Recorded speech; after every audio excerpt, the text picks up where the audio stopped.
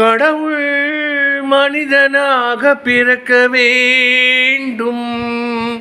அவன் காதலித்து வேதனையில் வாட வேண்டும். பிரிவென்னும் கடலினிலே மூழ்க வேண்டும். அவன் பெண்ணென்றால் என்னவென்று உணர வேண்டும். எத்தனை கண் படைத்தான், எல்லோர்க்கும் கண் கொடுத்தான். அத்தனை கண்களிலும் ஆசையெனும் விஷம் கொடுத்தான்.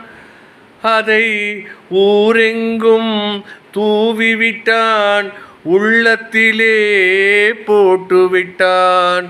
ஊஞ்சலை ஆடவிட்டு உயரத்திலே நின்று விட்டான்.